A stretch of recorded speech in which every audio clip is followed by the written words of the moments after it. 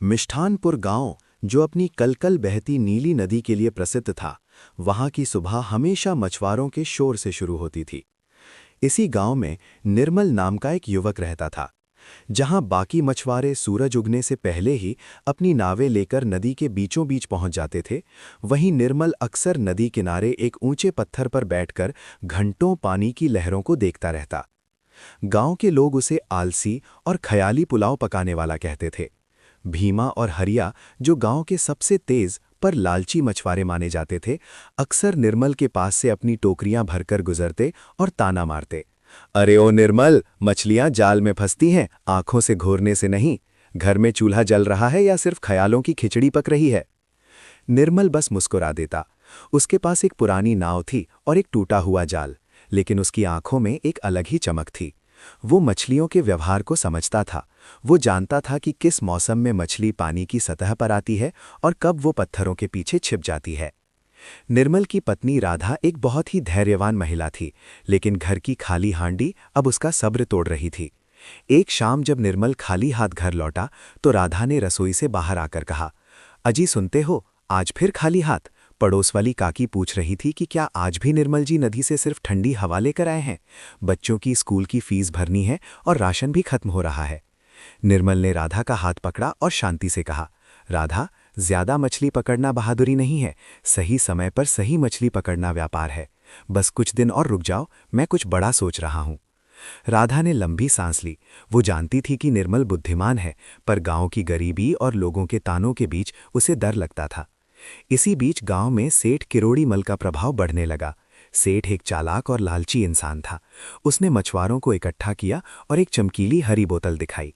भाइयों, क्यों दिन भर धूप में गलते हो? ये मेरा चमत्कारी चारा इस्तेमाल करो, इसे पानी में डालो और मछलियां खुद ब खुद बेहोश होकर तुम्हारे जाल में आ जाएंगी। भीमा और हरिया जैसे लोग सेठ के झांसे में आ गए। उन्होंने उस केमिकल वाले चारे का इस्तेमाल शुरू कर दिया। देखते ही देखते उनकी टोकरियां मछलियों से भर गईं, लेकिन नदी का पानी धीरे धीरे मटमैला और जहरीला होने लगा। निर्मल ने इसका विरोध किया। उसने पंचायत बुलाई और कहा, काका, ये चारा हमारी नदी को मार रहा है। आज तो मछलियां मिल रही हैं, पर कल ये नदी बंजर हो जाएगी। लेकिन सेठ किरोड़ी मल ने अपनी दौलत के दम पर पंचायत को खरीद रखा था। उसने निर्मल को बिरादरी से बाहर करवा दिया और उसे आदेश दिया कि वो नदी के उस सबसे खराब और पथरीले कोने में मछली पकड़ेगा जहां कोई नहीं जाता। कुछ दिनों बाद मिष्ठानपुर में कुदरत का कहर बरपा। एक भयानक चक्रवात और मूसलाधार बारिश ने गांव को हिलाकर रख दिया। 3 दिनों तक कोई भी नदी पर नहीं जा सका। जब तूफान थमा तो नदी का मंजर भयावह था। सेठ के केमिकल और तूफान की मिट्टी ने पानी को पूरी तरह काला और जहरीला बना दिया था। भीमा और हरिया जब नदी पर गए तो उन्हें एक भी मछली नहीं मिली। केमिकल की वजह से मछलियां या तो मर गई थीं या गहरे पानी में भाग गई थीं। पूरा गांव दाने दाने को मोहताज हो गया। तभी निर्मल ने अपनी बुद्धिमानी का परिचय दिया। उसने गौर किया था कि जिस पथरीले कोने में उसे भेजा गया था, वहां पानी के नीचे बड़ी बड़ी गुफाएं और चट्टानें थीं। उसने सोचा कि तूफान के दौरान मछलियां निश्चित रूप से उन पत्थरों के पीछे शरण लेने आई होंगी, क्योंकि वहां पानी स्थिर और साफ था। अगली सुबह जब सारा गांव हाथ पर हाथ धरे बाचा था, निर्मल अपने पुराने जाल के साथ उस पथरीले कोने पर पहुंचा। उसने धैर्य के साथ जाल फेंका। जैसे ही उसने जाल खींचा, उसकी आंखें फटी की फटी रह गईं। जाल में ऐसी बड़ी और चमकदार मछलियां थीं जैसी गांव में सालों से नहीं देखी गई थीं। निर्मल जब उन मछलियों को लेकर बाजार पहुंचा तो वहां सन्नाटा था। लोग सेठ के केमिकल वाली सड़ी मछलियों के डर से खरीदारी नहीं कर रहे थे। निर्मल ने एक तख्ती बनाई और उस पर लिखा, पत्थरों के बीच की शुद्ध और प्राकृतिक मछली। शहर से आए एक बड़े होटल व्यवसायी मिस्टर खन्ना, जो शुद्ध खाने की तलाश में थे, उन्होंने निर्मल की मछलियां देखी। उन्होंने एक मछली चखी और उसकी ताजगी देखकर दंग रह गए। उन्होंने तुरंत निर्मल को एक बड़ा ऑर्डर दिया और उसे शहर के सभी बड़े होटलों में सप्लाई करने का कॉन्ट्रैक्ट दे दिया। निर्मल की किस्मत बदल गई, लेकिन उसने अकेले तरक्की करना नहीं चाहा। उसने गांव के उन गरीब मछुआरों को अपने साथ जोड़ा जो सेठ किरोड़ी मल की कर्ज तले दबे थे। उसने अपनी दुकान का नाम रखा निर्मल फिश हब। अपनी बर्बादी देखकर सेठ किरोड़ी मल बौखला गया। उसने भीमा को डराया धमकाया और रात के अंधेरे में निर्मल के गोदाम में जहर डालने के लिए भेजा। लेकिन निर्मल जानता था कि सेठ चुप नहीं बैठेगा। उसने अपनी दुकान में देसी अलार्म लगाया था, मटकों के ऊपर रखी धागे से जुड़ी घंटियां। जैसे ही भीमा ने गोदाम में घुसने की कोशिश की, घंटियां बज उठीं।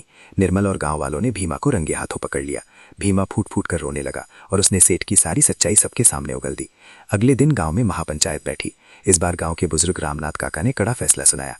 सेठ किरोड़ी मल को गांव से बाहर निकाल दिया गया और उसकी दुकान को जब्त कर लिया गया। अब मिष्ठानपुर गांव बदल चुका था। निर्मल ने नदी की सफाई का अभियान चलाया। उसने गांव में एक छोटा सा ट्रेनिंग सेंटर खोला, जहां वो बच्चों को सतत मत्स्य पालन यानी सस्टेनेबल फिशिंग के गुर सिखाने लगा। भीमा और हरिया अब निर्मल के वफादार साथी बन चुके थे। निर्मल की झोपड़ी अब एक पक्के और सुंदर मकान में बदल गई थी। राधा अब गर्व से कहती, मेरे पति सिर्फ मछलियां नहीं पकड़ते, वो गांव का भविष्य संवारते हैं। नदी अब पहले से भी ज्यादा नीली और साफ थी। निर्मल आज भी उसी पत्थर पर बैठता था, लेकिन अब लोग उसे ख्याली नहीं बल्कि मिष्ठानपुर का गौरव कहते थे। कहानी की सीख, मॉरल, सफलता सिर्फ कड़ी मेहनत से नहीं बल्कि सही दिशा में की गई बुद्धिमानी और ईमानदारी से मिलती है। शॉर्टकट हमेशा नुकसान पहुंचाते हैं, लेकिन सच्चाई की विकास देर से ही सही पर बहुत गहरी होती है।